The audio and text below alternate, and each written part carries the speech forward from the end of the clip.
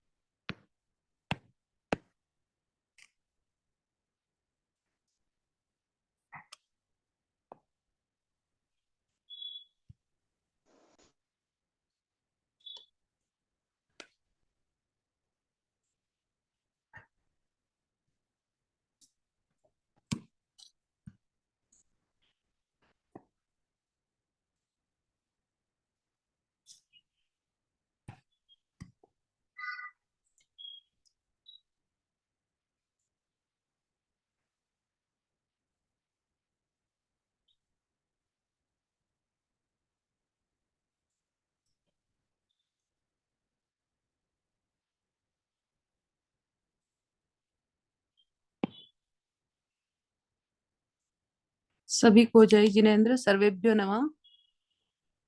I think यहाँ तक हो गई थी अपनी बात। यस, लास्ट क्लास में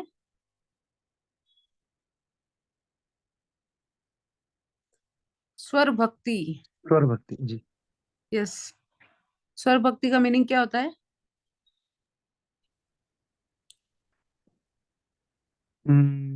यह अलावा हम्म। जो अनुस्वार के समान सरल व्यंजन जैसे हम्म। यह अलावा अनुस्वार हम्म। और अनुनासिक इनकी जगह पर सरल व्यंजन स्वर भक्ति कहलाएगी। yes.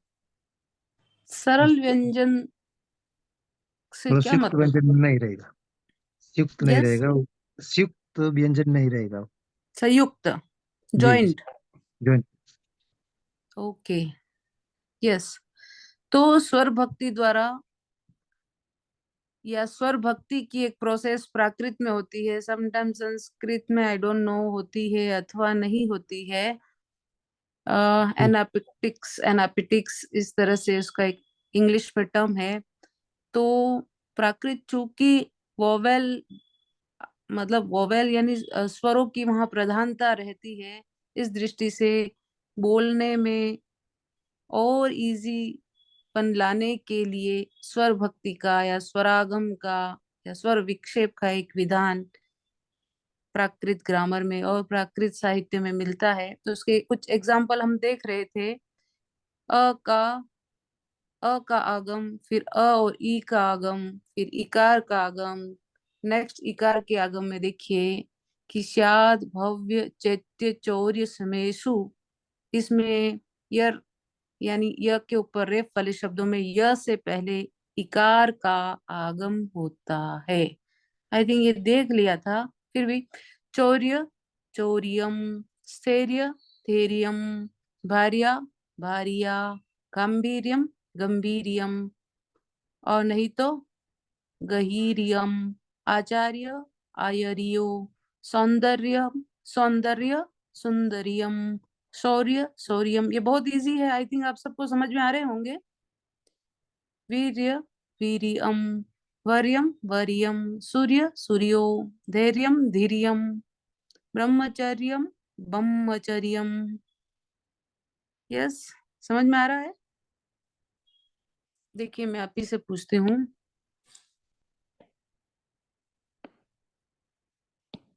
ये जो चौर्य शब्द है और इसमें कहा है कि चौर्य के समान ये जो कंडीशन है, यानी कि ये, तो उन वाली इन शब्दों में य से पहले इकार का आगम होता है। ठीक है, य से पहले इकार का आगम होता है। तो ये कंडीशन प्राकृत में रहेगी या अथवा नहीं रहेगी? च प्लस आऊ, बोलिए। र, उसमें हलन टाइप में है। प्लस य, इसी तरीके से। हम्म ये कंडीशन प्राकृत में रहेगी क्या? नहीं, ओ तो ओ हो जाएगा, जैसे हम्म इधर हुआ भी है। यस। हाँ। तो चौका, और चौ। और जो ये रूल कह रहा है कि ये यर वाले शब्दों में, यानी रेफ वाले य जो है चौर्य में भी आ रहा है, और इस तरह के शब्दों में चैत्य का चिति, य इसमें भी आ रहा है, य इसमें भी आ रहा है, य इसमें भी आ रहा है। ठीक है। शब्दों में य से पहले इकार का आगम होता है, तो चौका, चौका, चौ, और य से पहले इकार का आगम वहां रह रहा है, सो चोरी।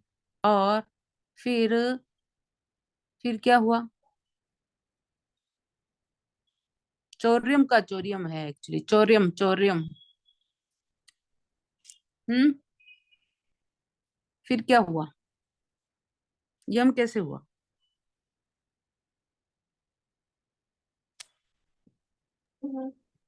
हम्म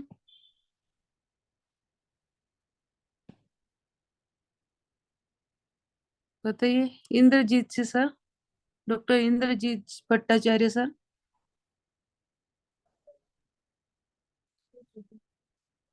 हम्म मेरी आवाज तो आ रही है ना बराबर? मैम, लेकिन नहीं, यम तो समझ में नहीं आता, ये कि सर्वभुक्ति के कारण एक एक्स्ट्रा स्वर आ गया। हम्म और अनुस्वर या मय हलंत ये कहाँ से आ गया? अनुस्वार है उसमें ऑलरेडी, चोरियम। नहीं तो फिर अनुस्वार यहाँ पे भी नहीं रहेगा। अच्छा, हम्म तो ठीक है।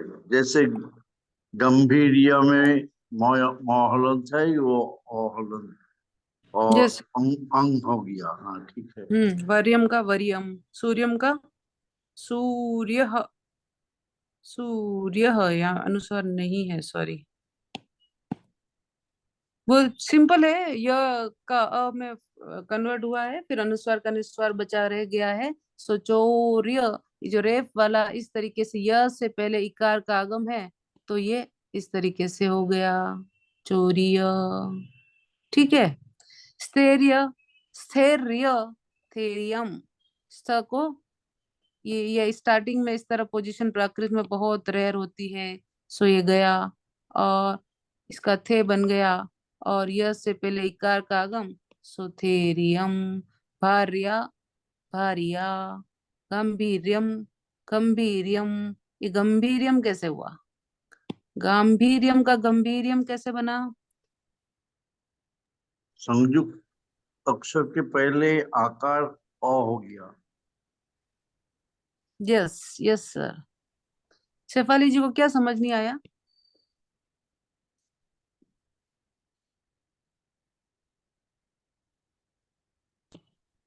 देखिए, स्वर भक्ति इसमें कह रहे हैं कि शाद, भव्य, चैत्य, चौर्य, समेशु, जिसमें यर वाले शब्द या य इस तरीके से जो शब्द हैं, उसमें य से पहले इकार का आगम होगा।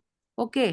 तो चौर्य, इससे पहले इकार का आगम, तो र यहाँ बना हुआ है, और ईकार का आगम, तो सो चोरीय, इस तरीके से हो गया। स्थैर्य, स्थैर्य में तो स्थैर्य वाला अगर नहीं समझ आया है, तो ये पोजीशन प्राकृत में नहीं होती है। और इसको थेरियम, थेरियम यहाँ से पहले, इससे पहले इकार का आगम। ओके। और इसके लिए अलग से सूत्र भी है। भार्या का भार्या, गांभीर्यम, गंभीरियम, नहीं तो गहीरियम। आचार्य, आयरियो। आयरियो कैसे बना?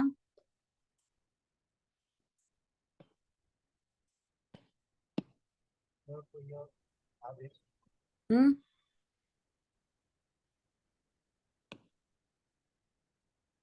बताइए रजनीश जी।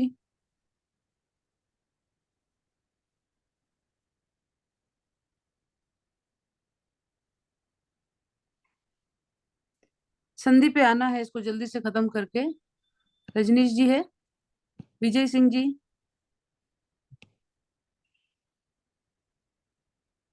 रेशमा जी, तो स्नेहा जी, स्नेहा,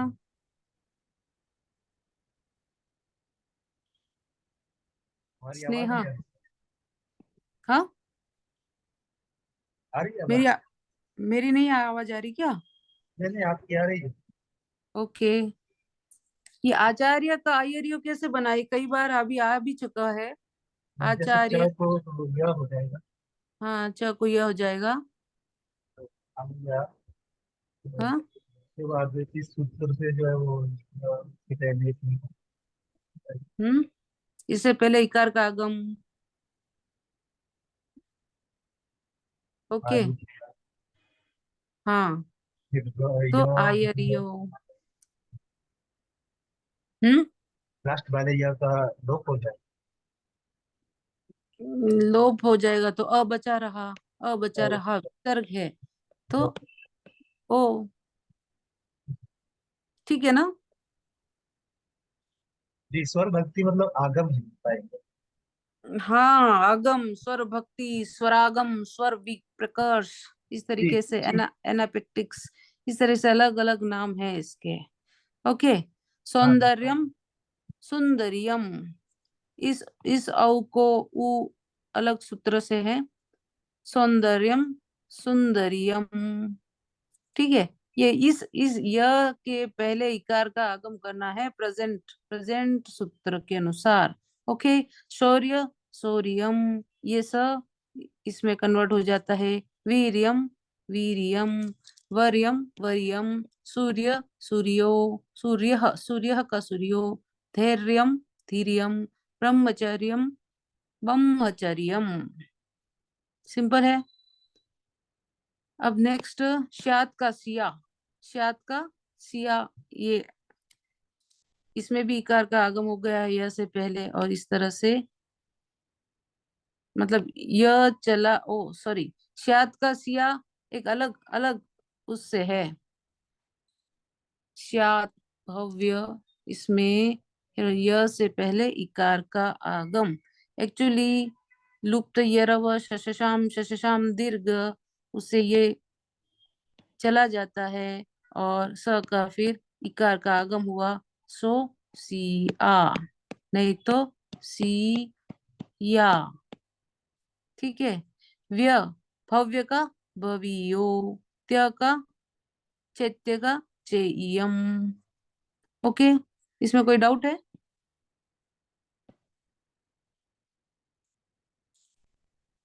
स्नेहा जी।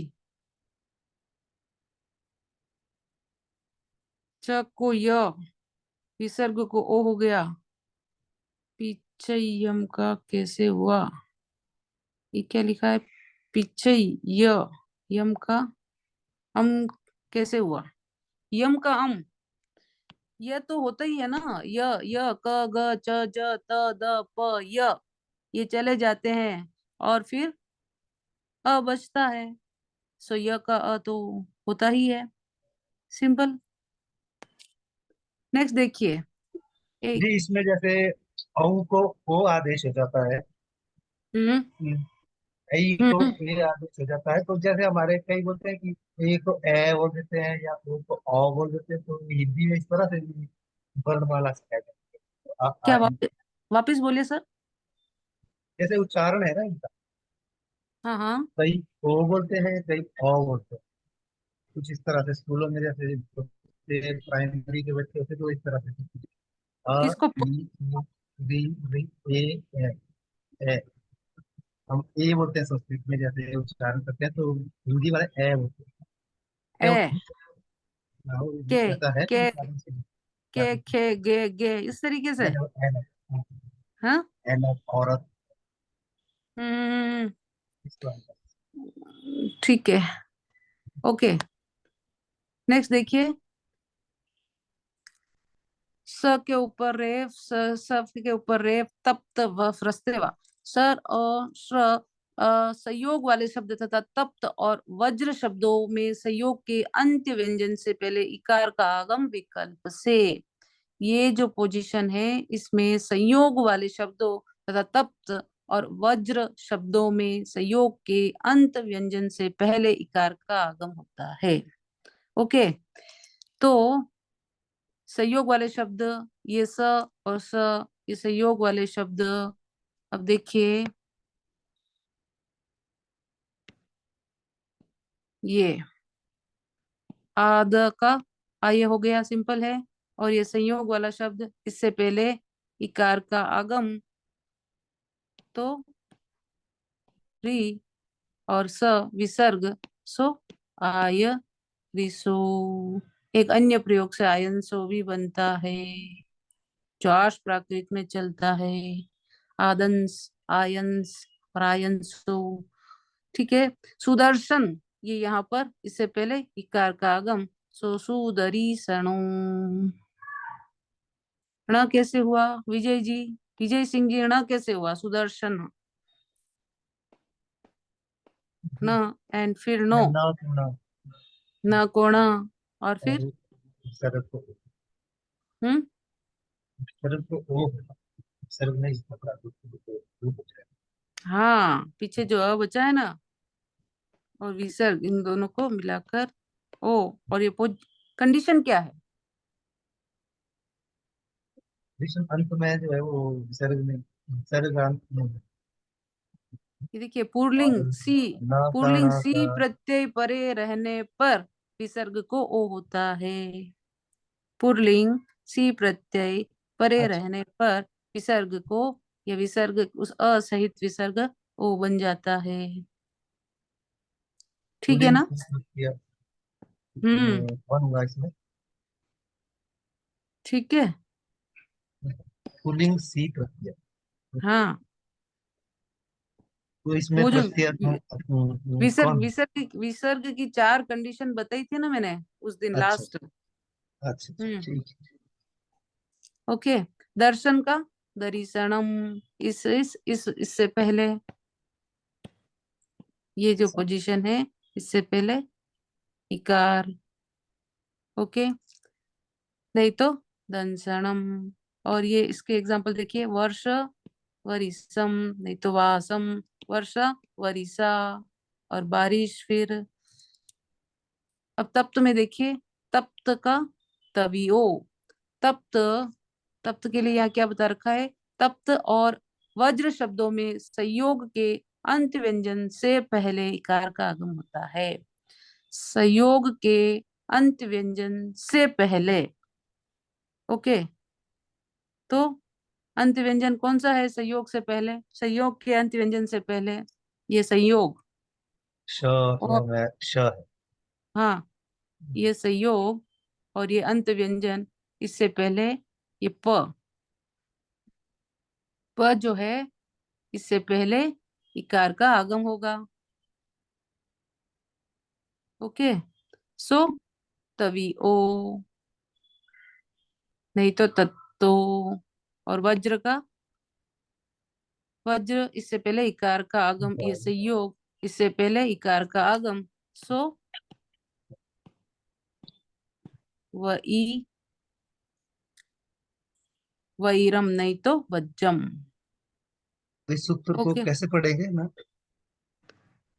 इस सूत्र को कैसे पढ़ेंगे? हाँ, पढ़ना तो थोड़ा डिफिकल्ट है। रश रश ऐसा कुछ होना चाहिए रश रश तत्व रस बस्त्रेवा रस रस, हाँ, स्र, स, पढ़ना रश डिफिकल्ट है। तत्व बस्त्र हाँ, डिफिकल्ट तो है। ओके, तो हम तो ये ठीक बोलेंगे, रेफ युक्त स और रेफ युक्त स, ऐसे पढ़ना डिफिकल्ट है। ओके, सभी को समझ आ गया? नेक्स्ट देखिए, स्वप्न शब्द में न से पहले इकार का आगम होता है। न से पहले यानी ये न, स्वप्न में न से पहले प और उस पर इकार का आगम, तो सिवीणो और नहीं तो सिमीणो। ज शब्द में य से पहले इकार का आगम, तो ज य से पहले इकार का आगम, सो किस में होगा? इस ज में ही इकार का आगम होगा, सो जी आ। हाँ बोलिए, कोई कुछ बोल रहा था? लास्ट देखिए स्वर भक्ति में, पद्म छद्म मूर्ख और द्वार शब्द के संयोग के अंत व्यंजन से पूर्व उकार का आगम है। संयोग के अंत व्यंजन से पूर्व उकार का आगम। संयोग कौन सा है पद्म में? पद्म में जॉइंट कौन सा है? म। आधा द और म। आधा द जी। और म, और उससे पहले उकार का आगम, सो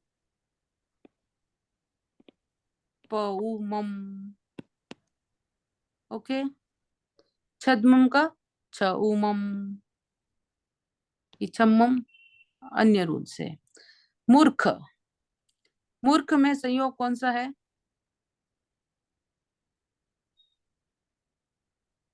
यही है संयोग यहाँ पर, ठीक है ना? उससे पहले उकार का आगम, संयोग से पहले यहाँ पर, सो मुरुखो, मूर्ख मुरुखो नहीं तो मुखो, उकार का आगम हुआ है मु, ये फिर संयोग से पहले होने पर इसको शॉर्ट हो गया, सो शॉर्ट। और उकार का आगम, सो मुरु, मुरी, मूर्ख, ख को उ तो रू, और चूंकि रेफ है इसमें, सो क ख, और विसर्ग, सो मुरुखो नहीं तो मुखो। ओके, अब दु, द्व, द्वार, द्वार आदि शब्दों में जो है उकार का आगम, सो द्वारम का दुआरम नहीं तो वारम, ये वाला ही चला जाता है, देरम और दारम।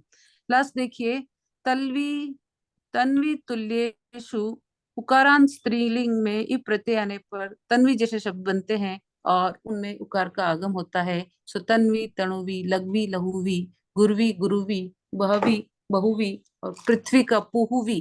ये पृथ्वी का पुहुवी इस रूल से सिद्ध होता है, स्वरागम से पृथ्वी का पुहुवी, पुहुवी। पृथ्वी का एक पुड़वी भी बनता है, पृथ्वी भी बनता है, और पुहुवी भी बनता है, नहीं तो पुहवी भी होता है। सो ये पृथ्वी के कई सारे फॉर्म प्राकृत के अकॉर्डिंग देखे जा सकते हैं।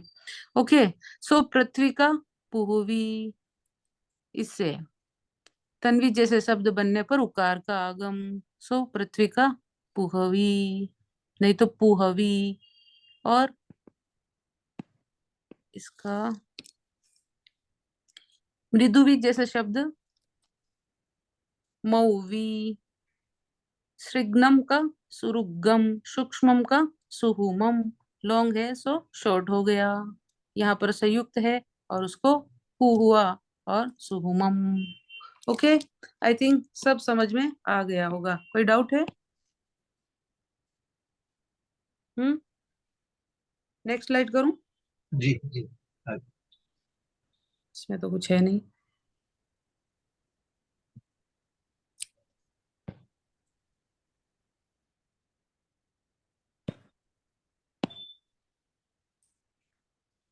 देखिए, आज हमें कुछ संधि के बारे में जानना है। तो संधि की जहां तक बात है, प्राकृत में संधि व्यवस्था बहुत लचीली है, या इसको ऐसे कह सकते हैं कि प्राकृत में समग्र संधि व्यवस्था विकल्प से होती है। ओके, मैक्सिमम, मैक्सिमम जो है प्राकृत में संधि नित्य नहीं है, मतलब होती ही है ऐसा नहीं है, विकल्प से होती है। अब संधि कहते किसको है? संधि, संधि शब्द से ही ये बात स्पष्ट हो जाती है कि किसी शब्द में जब दो शब्द आपस में मिलते हैं, दो वर्ण आपस में मिलते हैं, तो उनके मिलने से जो उसमें एक नया चेंज आता है, एक नया विकार जिसको बोलते हैं, एक नया फॉर्म जो आता है वो संधि कहलाता है। और संधि का मतलब ही मिलना होता है। संधि स्थल बोलते हैं ना, संधि स्थल, किसी जगह पे मिलने का, कि वो संधि स्थल है। जैसे अपने शरीर में भी संधिवात और इस तरीके से हड्डियां होती है, तो संधि का मतलब होता है मिलना। तो किसी शब्द में दो वर्ण निकट आने पर उसमें जो एक नया चेंज होता है, या वैसा का वैसा बना रहता है, समटाइम वैसे तो चेंज होता है, तो वो संधि कहलाता है। तो प्राकृत में संधि व्यवस्था वैकल्पिक है, नित्य नहीं है। ओके, तो देखिए फिर भी कुछ संधियां यहाँ पर। संस्कृत में संधि व्यवस्था बहुत बहुत विस्तार रूप से मिलती है। प्राकृत में बहुत ही उसका इजी फॉर्म हो गया है।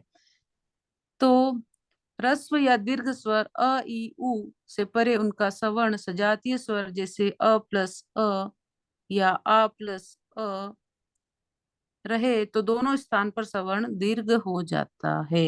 दीर्घ संधि का ये उदाहरण है।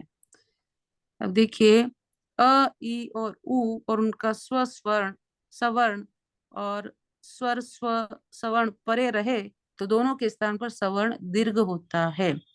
एग्जाम्पल देखिएगा नेक्स्ट, यहाँ पर रहने अ प्लस आ बराबर आ, तो जीव प्लस अजीव यानी अ प्लस अ, तो आ हो गया, तो जीवा जीव, जीव और अजीव।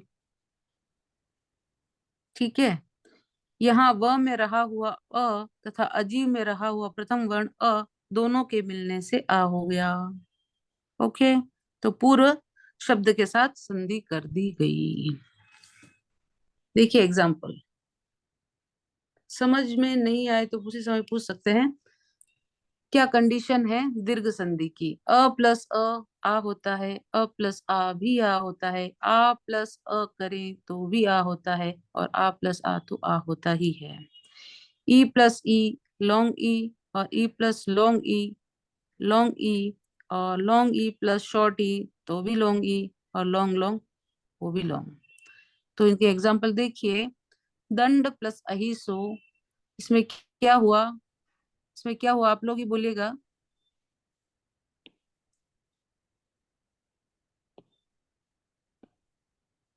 देखिए, जी दंड दंड, इसमें क्या है? अ है। ओके, और अहिस में अ है ही, अहिस और अहिस जो भी बोलो। तो यहाँ पर क्या हुआ?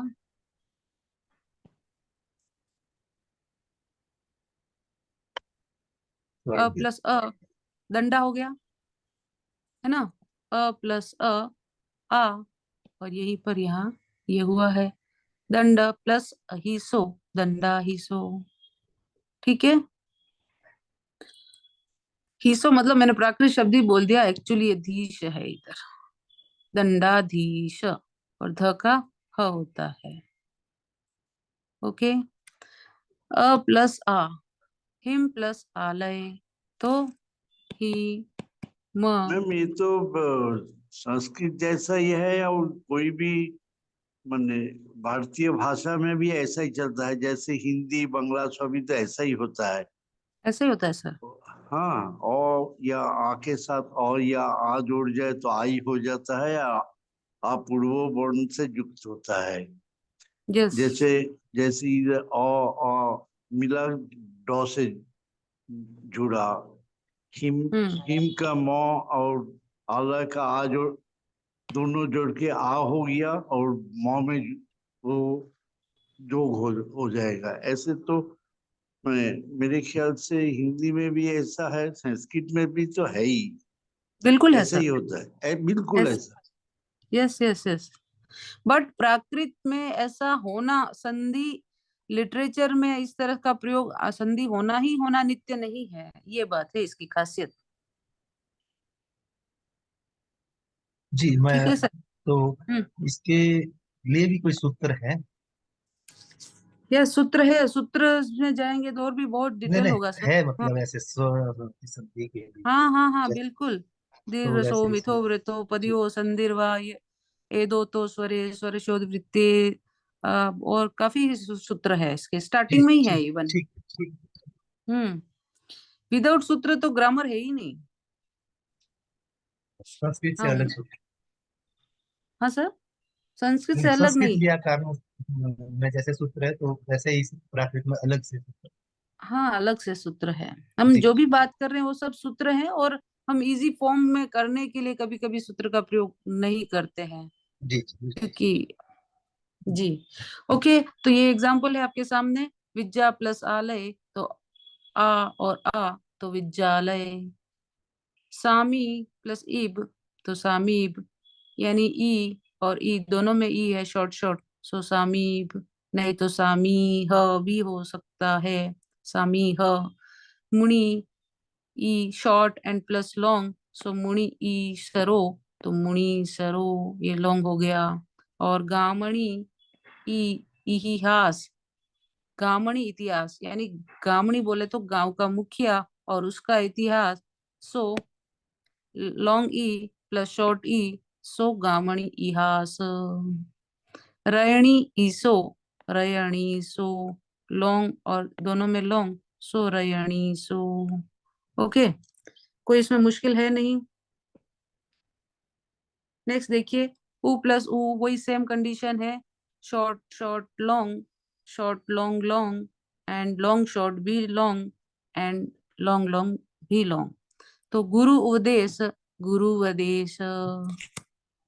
ओके, यानी ये शॉर्ट शॉर्ट मिलके एक हो गया, सो लॉन्ग, सो गुरु उपदेश। साहू आस तो साहू आस, चमु उदय तो चमु उदय, स्वयंभू उसाह तो स्वयंभू साह। ठीक है, स्वयंभू का उत्साह। नेक्स्ट देखिए, ए के आगे ए और ओ के आगे ओ हो तो दोनों मिलकर ए, और दोनों ओ मिलकर ओ ही होता है। इसमें क्या बात बताई है कि ए के आगे ए यानी ई में, और इसके आगे वापस ए, दोनों, और तो क्या होता है, वो ए ही रहता है, मतलब आई नहीं होता है। तो आई चूंकि प्राकृत में है ही नहीं, होता तो है। आई होगा नहीं, सिंपल सी बात है। सो इमे ए, ए प्लस ए, ये ए आई नहीं है एक्चुअली, ये ए मात्रा जैसा दिख रहा है ना, वो दिखाने के लिए ए ऐसा है, ये कंफ्यूजन ना हो जाए। देखिए इसमें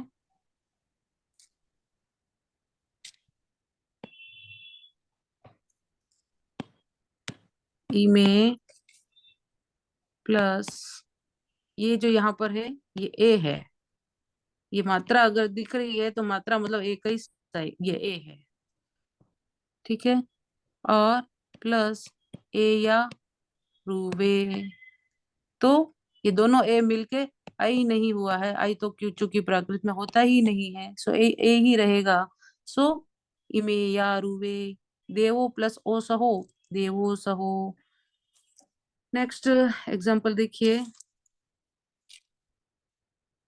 मोह, इसके इसके एग्जाम्पल उदाहरण, मोह प्लस आउरा, मोहा उरा, अ प्लस आ, स अयिणे साहिणे, आहार आसन निद्रा जयम, सो अ और आ तो आ ही होगा लोंगा।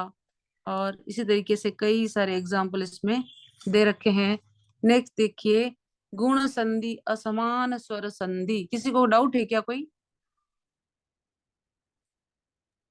जी, मोहो जमा औरा हाँ, हो। Indrajit ji sir, Bhattacharya ji sir. Yes, ma'am. Ma'am, I'm listening, ma'am. Yes, कोई डिफिकल्टी हो रही है सर? मैम डिफिकल्टी नहीं है, पर एक्चुअली रूल्स फॉलो करके लिखना बहुत मुश्किल हो रहा है मैम। मतलब मतलब वो पूरी सारी रूल्स बुक्स खोल के रखनी पड़ती है, तब जाके वो कुछ वर्ड या सेंटेंस बन पाता है। प्रॉब्लम ये है। जैसे इसमें इसमें क्या प्रॉब्लम आई सर? नहीं, प्रॉब्लम नहीं है मैम, इसमें नियम हम्म नियम हम्म देवनागरी के मुकाबले कन्वर्जन नियम इतने हैं कि हम्म मतलब इसको अच्छे से रटे बगैर या मतलब समझ के रटे बगैर नहीं हो सकता है एग्जाम में। हाँ वो तो है, एक्सरसाइज तो चाहिए ग्रामर में, हाँ, ग्रामर का कोई भी सब्जेक्ट हो। it needs a very long practice to get into fluency actually। मतलब पूरी फ्लुएंसी में आने के लिए तो टाइम लगेगा मैम, एक्चुअली यही समस्या है बेसिकली। अभी तो कोई डिफिकल्टी नहीं आ रही नहीं है नहीं ना? नहीं मैम, मैं बराबर आपके वीडियोस भी देख रहा हूँ और बराबर मैं वो फॉलो कर रहा हूँ इसको। ओके सर, चलो अच्छा है।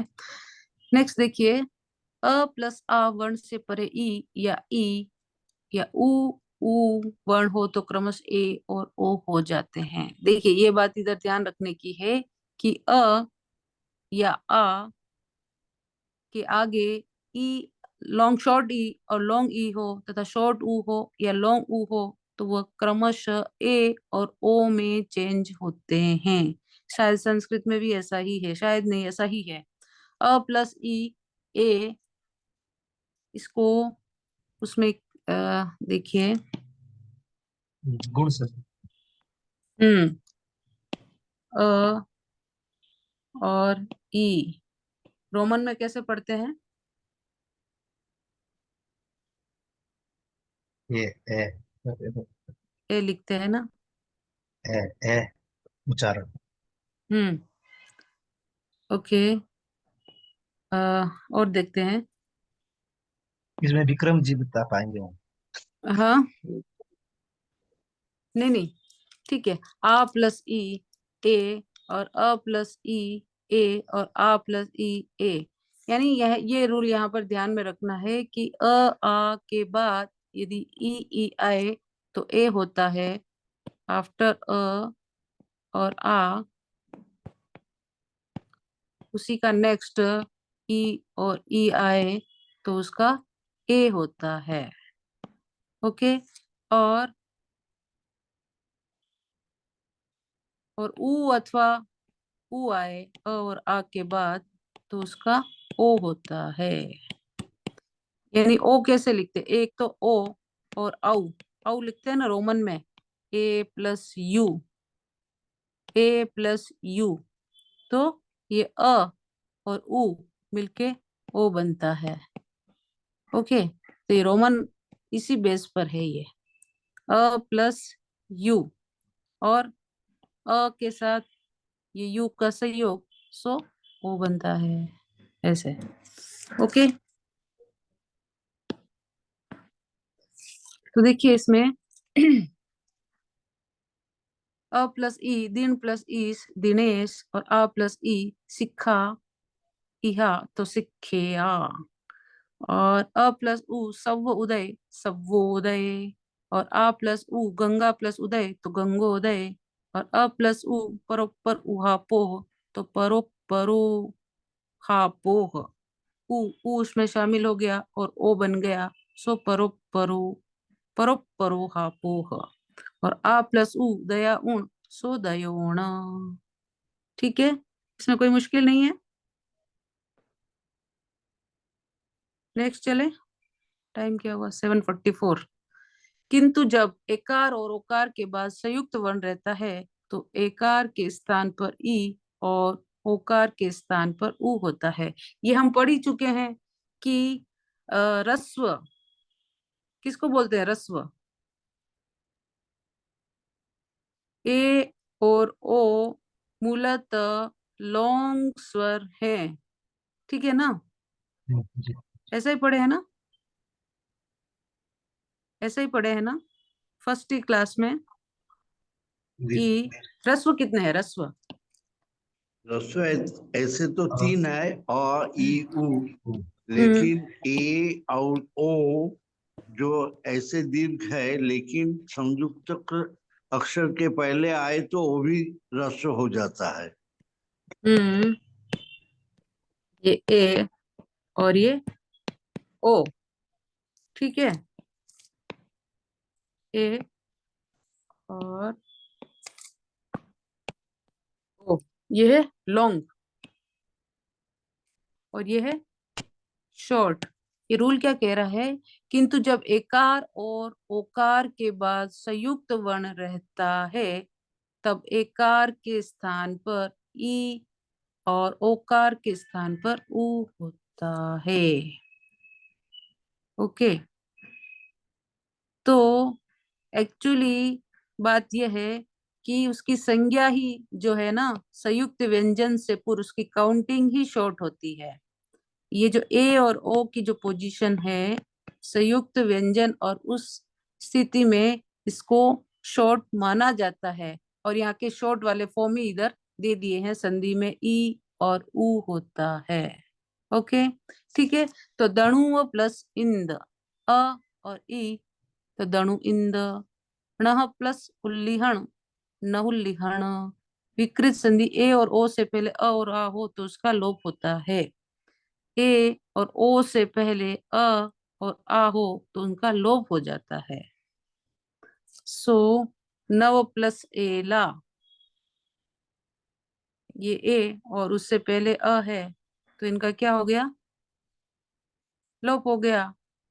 और नवेला, प्राकृत में विकृत संधि वाली पोजीशन अधिक दिखाई देती है, विकृत संधि की पोजीशन। ठीक है, इस तरीके से नव प्लस एला, नवेला, यानी ये पू चला जाता है और ये बचा रहता है, ऐसा। वण प्लस ओली, वनोली, वनवासी जिसको कहते हैं। और इसी के वापिस एग्जाम्पल, उदाहरण दिए गए हैं, एग्जाम्पल देखने हैं। अत्त प्लस वमेण, अत्तो वमेण। नंदन प्लस वमम, नंद नंदनो वमम। अ प्लस ओ हो गया। सु प्लस उयम, अ प्लस उ, तो अ प्लस उ ओ हो गया तो सुहो इयम। न प्लस उ भुंजई, नोव भुंजई। न प्लस इच्छसी, नेच्छसी। असमान स्वर संधि के उदाहरण है ये, असमान स्वर संधि। ओके, ये अ और आ वर्ण से परे ई अथवा ई हो और उ अथवा उ हो तो उनको ए और ओ होते हैं। और इसी के एग्जाम्पल ये नीचे है।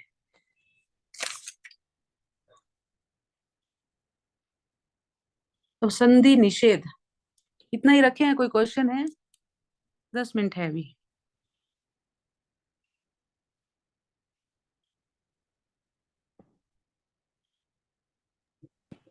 हम्म, जी पीछे वाला इधर आते हैं, आज आगे पढ़ाने के लिए तो इतना काफी है।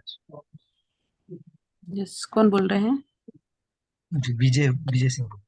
विजय सिंह जी। अभी सभी आप लिख के भेजोगे या क्या करना है? नेक्स्ट में क्वेश्चन नहीं भेजने हैं इसका मतलब तो मुझे ना। हम्म, मैडम आप नेक्स्ट क्वेश्चन भेज सकते हो, लाइक 5 क्वेश्चन तो मिनट। बेशक। मैं तो भेज सकती हूँ बट आप सभी भेजेंगे तब ना। नहीं, जैसे स्वर संधि हो रही है तो ये इसमें हम्म, कोई विकल्प का विधान भी है कि नित्य हाँ, ये संधि जो है वो यस, विकल्प से। प्राकृत में संधि व्यवस्था वैकल्पिक ही है मोस्टली। अच्छा, हम्म, बहुत ये से देखिए स्वर आप निषेध निषेध मिलते कर दिया है नहीं। इधर, स्वर संधि का निषेध कर दिया। मतलब जाई प्लस अंध, यहाँ पर संधि नहीं हुई है और जाई अंध पूरा ही आ गया। इस तरह का प्रयोग प्राकृत में दिखाई अधिक दिखाई देता है, ऐसा।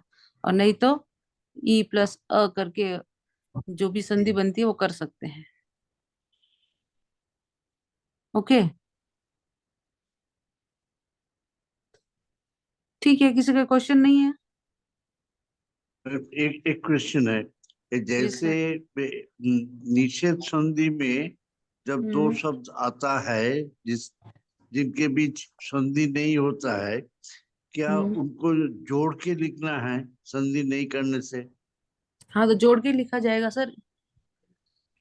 जैसे अहो ये देखिए सर, अच्छरियम, पूर्वी, हाँ, हो अहो अच्छा, अच्छरियम, इसको यस एक सर, साथ अहो संधि नहीं करके भी अहो अच्छरियम ऐसे ये, लिखना है।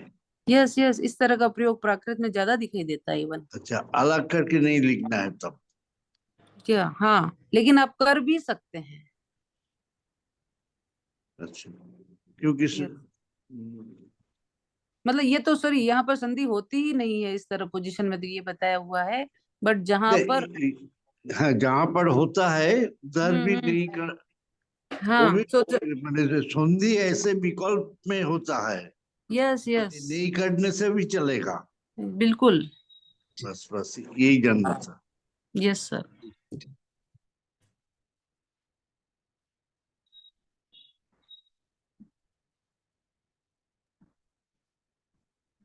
एक किसी का पेपर ले लें सर, ये थोड़ा जी ज्यादा जी हो। जरूर।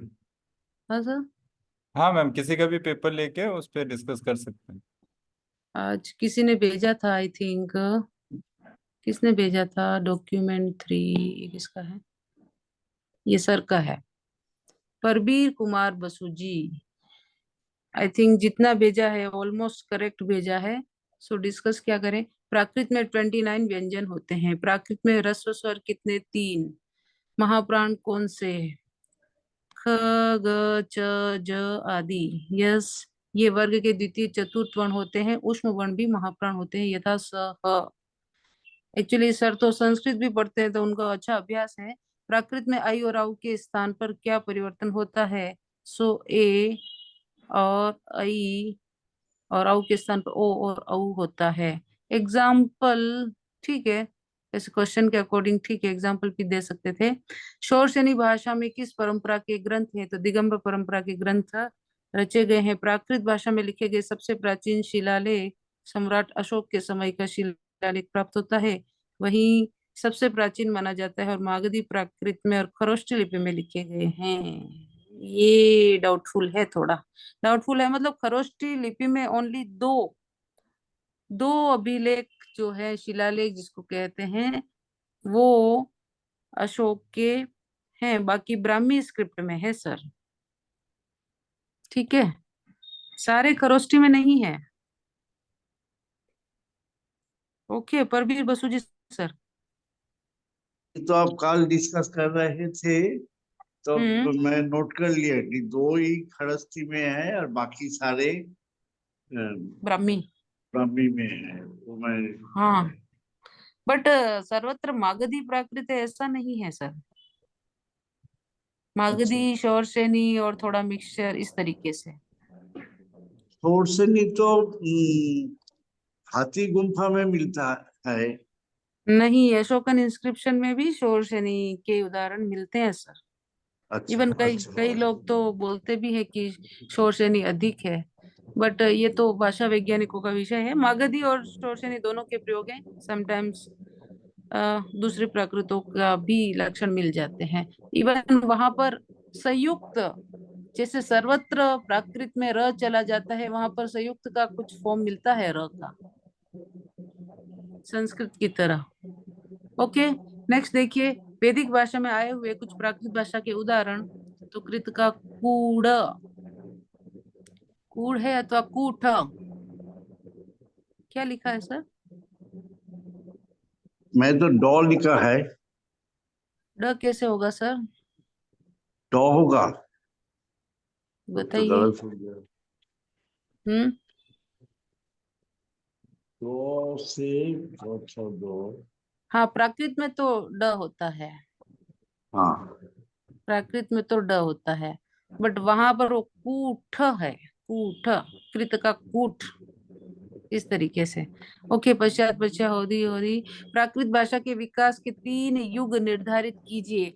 आपने लिखा है प्राकृत भाषा के विकास के 3 युग, आदि, मध्य और अपभ्रंश। सो ये 3 युग जो लिखे हैं ना, वो सेकेंड यानी मिडिल इंडो आर्यन के 3 वापिस आपने फर्दर बताए हैं। ठीक है सर। अच्छा। फर्स्ट कब से शुरू होता है? 600 BC। No, old Indo Aryan, middle Indo Aryan and madam new. 1600, हाँ सर, 1600 to 600 ऐसा आपने पढ़ाया था फर्स्ट वाला। यस, ओल्ड इंडो आर्यन 16 और 15 जो भी बोलो, 1600 BC टू 600 BC, इसमें क्या मेनली लिटरेचर कोई इंडिपेंडेंट प्राकृत का नहीं था, लेकिन वेदों में ही जो फॉर्म मिलते हैं उसी हिसाब से उस समय प्राकृत अस्तित्व में थी और उसको ओल्ड इंडो आर्यन नाम दिया गया था। ओके। और आपने ये जो तीनों बताए हैं, आदि, मध्य और अपभ्रंश, ये मिडिल इंडो आर्यन के हैं। Okay. So middle Indo Aryan का आपका है 600 बीसी से लेकर ये 1000 एडी तक, इसको इसका ये टाइम है 600 बीसी टू 1000 एडी। करेक्ट? मैं सही बोल रही हूँ सर? ठीक है, ठीक है। जी। सो थोड़ा सा यहाँ पर आपका ये हो गया है। ओके। और न्यू इंडो आर्यन में यहाँ से 1000 से अभी प्रेजेंट तक जितना चलते हैं वो सब है।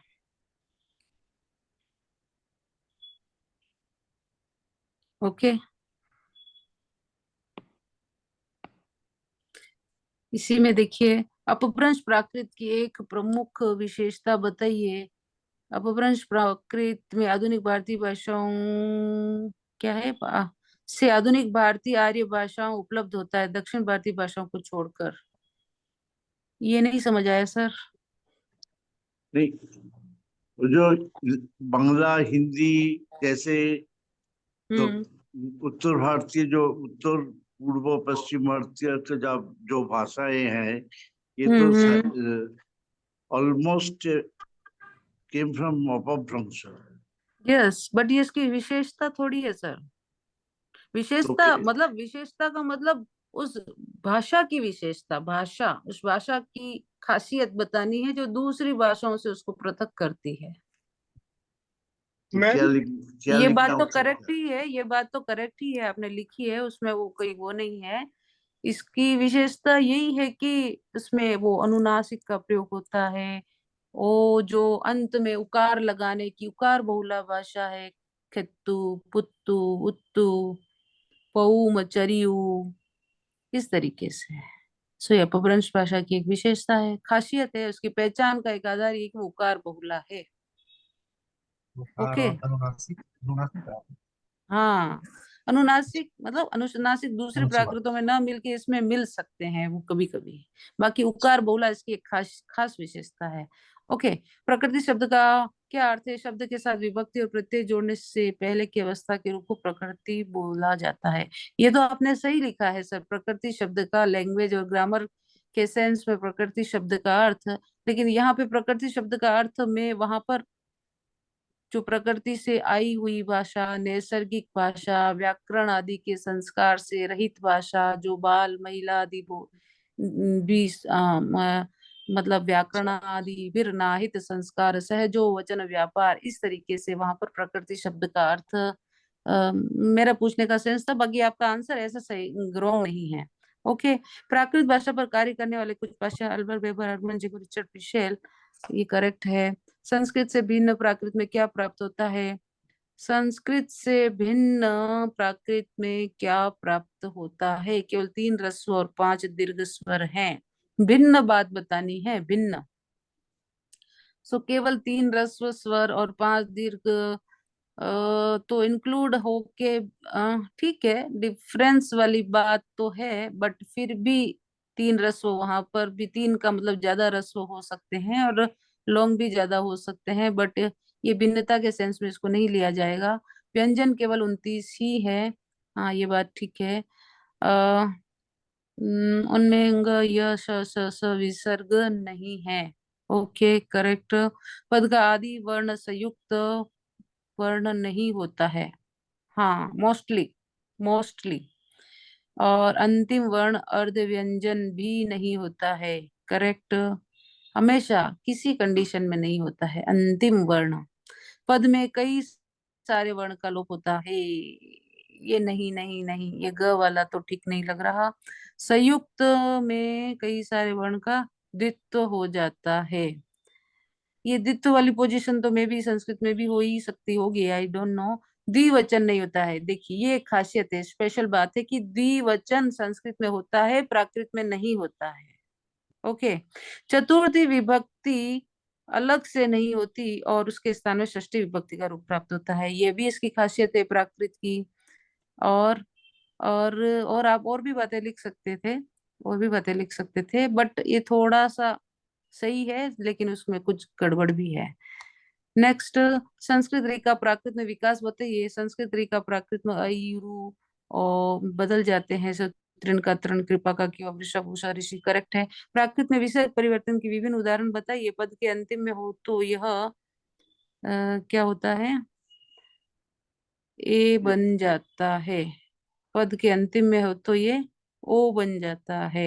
ओके, यदि पद के मध्य कंठ मूल्य या उपदमानीय रूप में हो तो उसके बाद का व्यंजन द्वित्व होता है। हाँ, द्वित्व तो होता है, लेकिन मेनली तो विसर्ग न तो बीच में रहेगा ना एंड में रहेगा, ये एक कंडीशन है। और दूसरी बात है कि विसर्ग का एक और रूल जो मैंने मतलब सैटरडे को जो क्लास हुई थी उसमें बात की थी कि नपुंसकलिंग शब्द को छोड़कर सी प्रत्यय परे हो किसमें, पुल्लिंग और स्त्रीलिंग में, तो उसका लोंग होता है।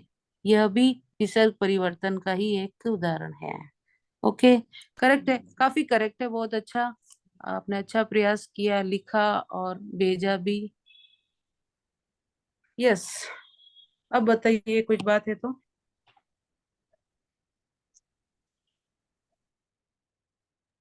जी ठीक है, आज की हम्म।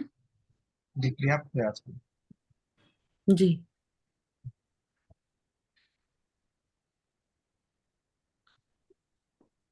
नेक्स्ट, कल हमें बात करनी है प्रेजेंट टेंस, पास्ट टेंस और क्रिया जिसको बोलते हैं फ्यूचर टेंस, कुछ संधि को लेकर और आगे, ताकि लकार लकार बोलते हैं जिसको, वो ताकि सेंटेंस बनाने की फॉर्मेशन आए और कारक फिर देखना है। ठीक है sir, Vikram ji. Okay. Okay. Is there any question you may ask now? Okay, ma'am, there is a question in chart in the chart box. Last rule क्या बताया को? लास्ट रूल विसर्ग के संदर्भ में हमने 4 बातें की थी। ठीक है, एक तो सिंपल, जहां पर विसर्ग होता है अकार के परे, जनरली विसर्ग कहाँ पर होता है, मैं आप ही से क्वेश्चन करती हूँ। जनरली विसर्ग प्राकृत में या संस्कृत में कहाँ पर प्रयुक्त होता है एंड में हमेशा? मैडम। हाँ, एंड में, एंड में तो होता ही है, लेकिन स्वर के बाद ही विसर्ग का प्रयोग होता है। ठीक है ना? ओके। हाँ, स्वर के बाद विसर्ग का प्रयोग होता है। ओके, तो वो ओ में चेंज होता है, नंबर 1 बात। ठीक है, और जो सूत्र है अतः सेडो, अतः सेडो सूत्र जो है वो ये कहता है अकारांत पुल्लिंग सी प्रत्यय परे होने पर सी को ओ होता है। ओके, यानी पुल्लिंग में विसर्ग हमेशा ओ पोजीशन में चेंज होता है, लेकिन मागधी का एक रूल क्या कहता है कि वहां पर सी प्रत्यय परे रहने पर ए भी होता है। ठीक है, ये रूल भी ध्यान में रखना है साथ में। और लास्ट जो आप रूल की बात कर रहे हैं कि जैसे मुनि है या साधु है, ठीक है, मुनि, साधु, या और भी अग्रतः शब्द है, इस तरीके से कृतज्ञ शब्द है, वो भी हमने देखा था। तो वहां पर नपुंसकलिंग शब्द को छोड़कर, नपुंसकलिंग शब्द को छोड़कर स्त्रीलिंग और पुल्लिंग में सी प्रत्यय परे रहने पर उसको ओ में चेंज नहीं होगा, वो उसका लोंग हो जाएगा। साधु शॉर्ट है तो लोंग, मुनि शॉर्ट है वो लोंग, कृतज्ञ शब्द शॉर्ट है कयन्नु। ओके, लेकिन नपुंसकलिंग नहीं होना चाहिए। ठीक है, हो गया। मैम स्त्रीलिंग होने से आ हो जाता है तो अ से आ हो जाता है, ऐसा ना? क्या जी सर? स्त्रीलिंग में हम्म। आ हो जाता है।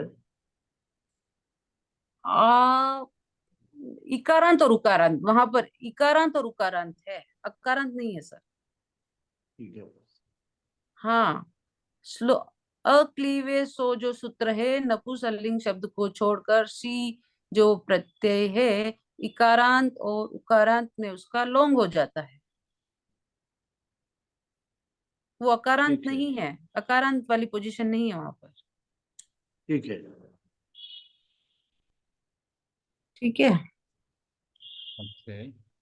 Is there any other questions you may ask now? अगर आप लोग कोई क्वेश्चन पूछना चाहते हैं, अदरवाइज हम क्लास यहीं पे रैप अप करते हैं। आशा है आज आप लोगों ने बहुत कुछ सीखा होगा, बहुत कुछ नई चीज़ें आप लोगों को मिली होंगी, तो उसके लिए ma'am thank you so much. तो हम कल इसी समय 7 PM शार्प मिलेंगे। तो कल तक के लिए all the best and good night. Thank you so much. Thank you sir. Thank you, sir. Thank you, ma'am. Good night. Thank you. Thank you, ma'am. Thank you. Thank you.